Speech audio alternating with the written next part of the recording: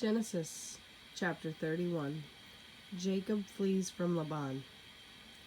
Jacob heard that Laban's sons were saying, "Jacob has taken everything our father owned and has gained all this wealth from what belonged to our father."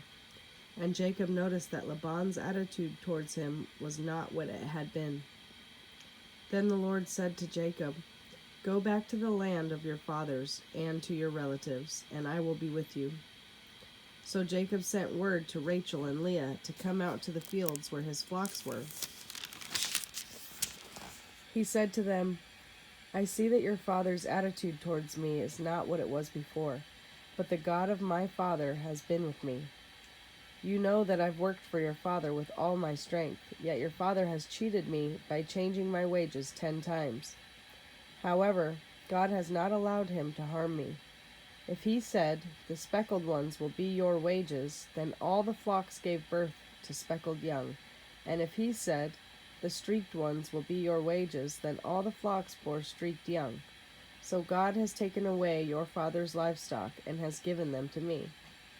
In breeding season, I once had a dream in which I looked up and saw that the male goats mating with the flock were streaked, speckled, or spotted.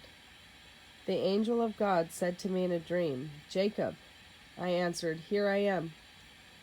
And he said, 'Look up and see that all the male goats mating with the flock are streaked, speckled, or spotted, for I have seen all that Laban has been doing to you.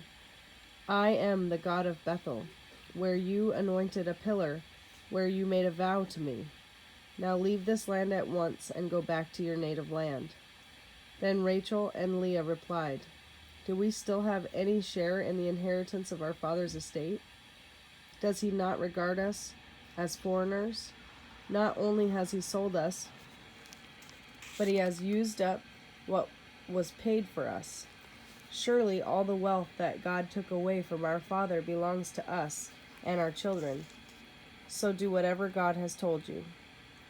Then Jacob put his children and his wives on camels, and he drove all his livestock ahead of him, along with all the goods he had accumulated in Padan Aram, to go to his father Isaac in the land of Canaan.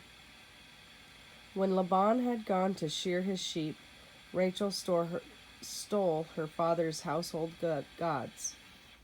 Moreover, Jacob deceived Laban, the Aramean, by not telling him he was running away. So he fled with all he had, and crossing the river, he headed for the hill country of Gilead. Laban pursues Jacob. On the 3rd day, Laban was told that Jacob had fled. Taking his relatives with him, he pursued Jacob for 7 days and caught up with him in the hill country of Gilead. Then God came to Laban, the Aramean, in a dream at night and said to him, 'Be careful not to say anything to Jacob, either good or bad.' Jacob had pitched his tent in the hill country of Gilead when Laban overtook him, and Laban and his relatives camped there too. Then Laban said to Jacob, 'What have you done? You've deceived me, and you've carried off my daughters like captives in war.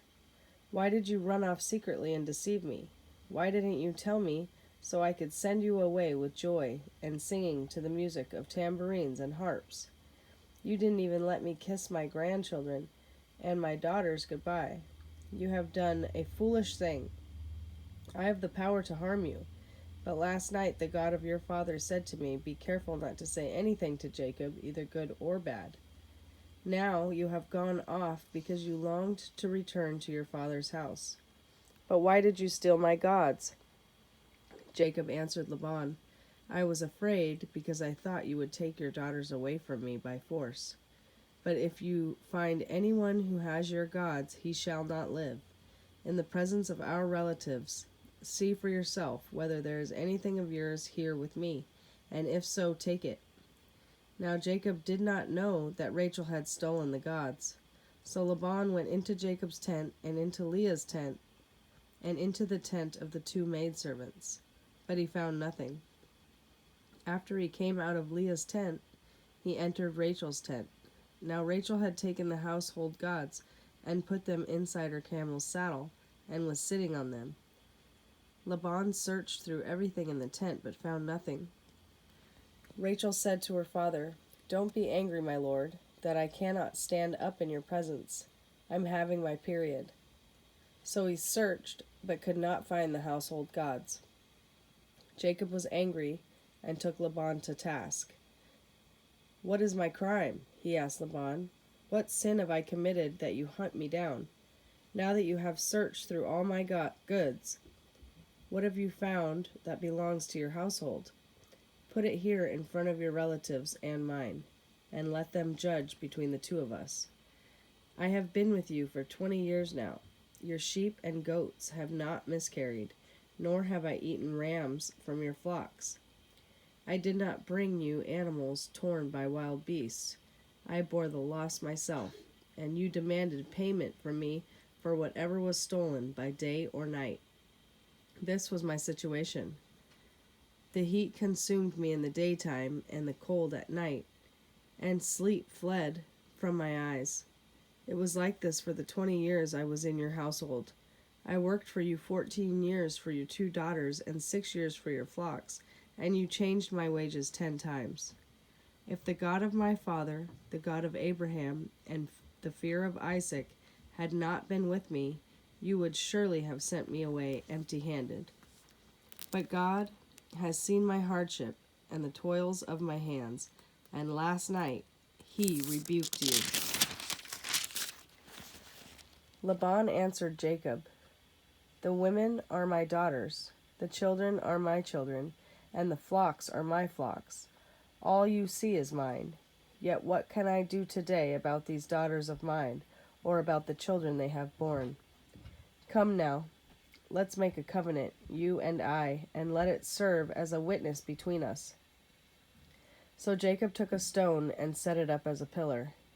He said to his relatives, "Gather some stones." So they took stones and piled them in a heap, and they ate there by the heap.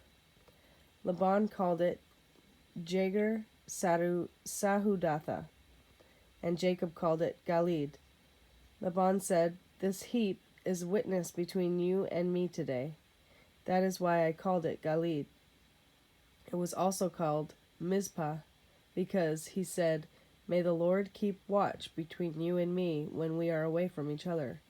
If you mistreat my daughters, or if you take any wives besides my daughters, even though no one is with us, remember that God is a witness between you and me." Laban also said to Jacob, "Here is this heap, and here is this pillar I have set up between you and me.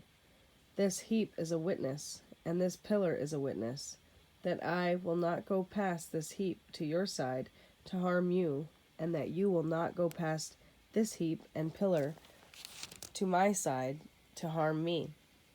May the God of Abraham and the God of Nahor, the God of their father, judge between us." So Jacob took an oath in the name of the fear of his father Isaac. He offered a sacrifice there in the hill country and invited his relatives to a meal. After they had eaten, they spent the night there. Early the next morning, Laban kissed his grandchildren and his daughters and blessed them. Then he left and returned home.